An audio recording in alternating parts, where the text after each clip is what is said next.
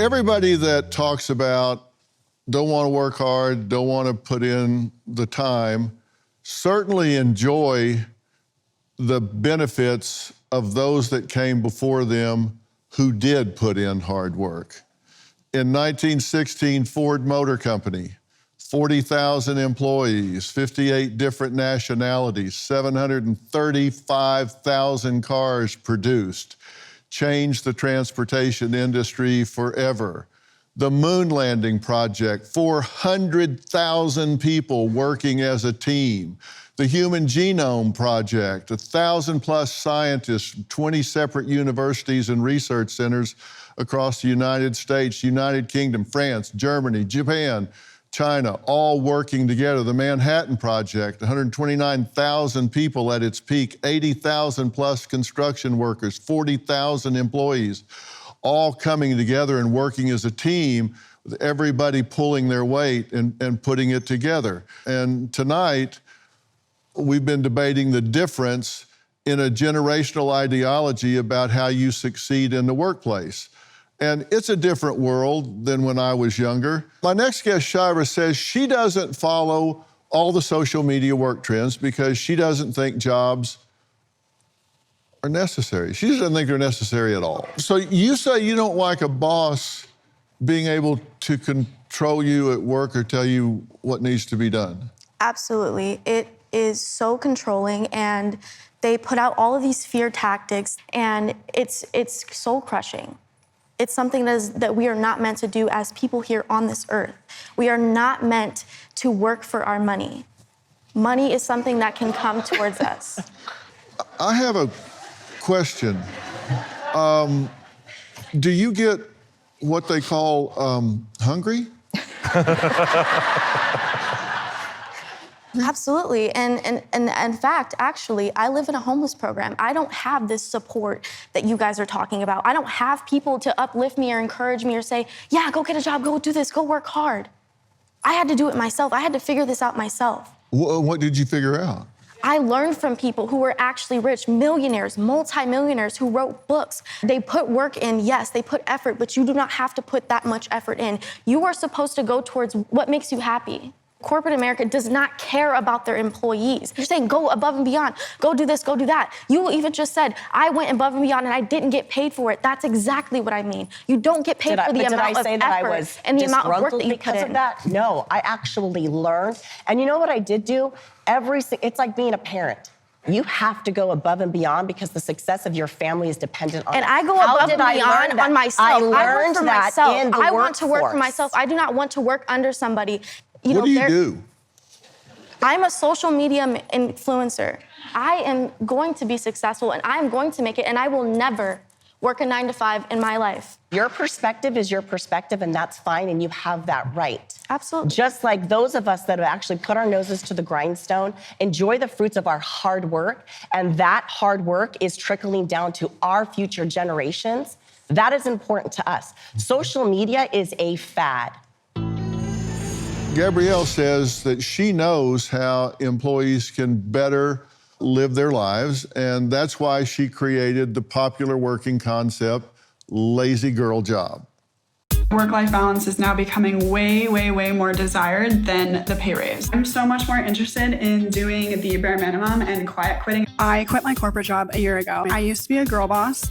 What does the lazy girl job girl do all day? I thought I'd show you a day in the life as me. So at 7 a.m. I went to the gym. Predominantly do hot yoga and Pure Barre. That's what I love, and I need a lot of breaks in my day. If you feel stuck making any progress in your career, I have something for you. It's not an ebook. It's not a course. To make a change in your career takes actual reflection. It takes looking in the mirror and being honest with yourself. Found a professional way to say, I'm not doing this work, or this isn't part of my job. There's all these new AI tools for job seekers, which really helps you. It's great to have AI actually apply for jobs for you, write your resumes, your cover letters, all that stupid stuff that we don't need to do anymore. I'm talking about the mindset of actually holding your boundaries at your job. I'm not gonna go back into the office if the company culture is screwed up.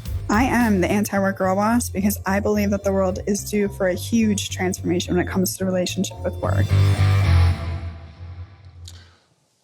Well, now, Gabrielle has had over 10,000 worldwide media mentions after creating lazy girl jobs. So this had traction, right? Yes, it did. And why do you think it resonated so much with people? Well, lazy girl job, obviously, if you have no context to it, it's very easy to get triggered. So I think there was almost that negative attention to it. But on the positive side of things, it was an ability for Gen Z to actually have permission to discuss work-life balance at scale. Mm-hmm. Lazy is a pejorative term. That's something that people think of in a negative way, being lazy. But then you talk about work-life balance, and that's not negative at all. Yeah, correct, sir. I really appreciate you bringing that up. So lazy girl is a TikTok trend. So lazy girl hair routines, lazy girl workouts were very, very popular at that time. So it was more about doing something that we are expected to in womanhood in an efficient amount of time. So when I saw that, I said, hair and makeup's great, but why don't we talk about careers as well as women? So you spend a lot of time on this? As much as I want to, and sometimes when I don't want to work, I also take breaks, just like any entrepreneur does. It's a passion for you. Of course, and I teach most women to find that cool, right? Find your passion, and if it's not your 9 to 5 and you're not a careerist in that way, let's maybe not have so much judgment around that. Judgment around what? So typically your first or second question when you're meeting someone new, it's what do you do for work?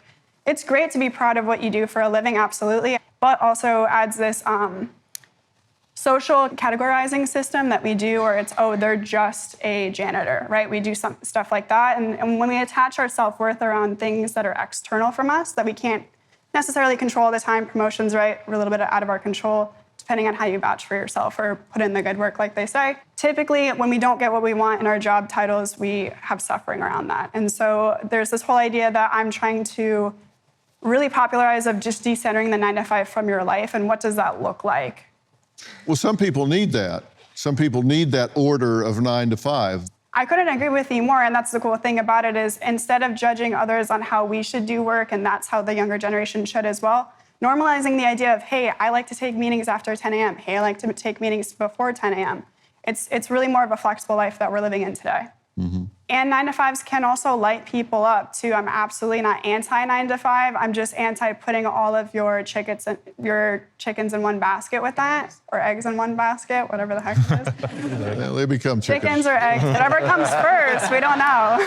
But Ryan, what's going to happen if this is a passing fad, and these people that now are young and they're more focused on work-life balance, but later they get married, they have kids, they have a mortgage, they have things they want to focus on, and they've created this record in social media and all of these posts where anybody in job recruitment or HR looks at it and says, that doesn't make him a very good candidate. I think I'll pass.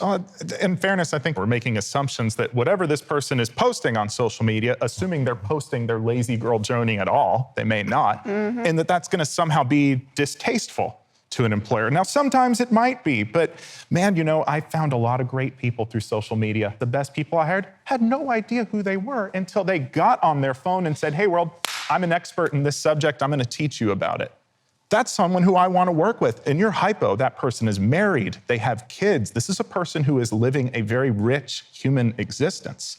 And it sounds like they found a way to be flexible enough to build a life outside of work. All right, that's a great speech. Now answer my question. That is the answer.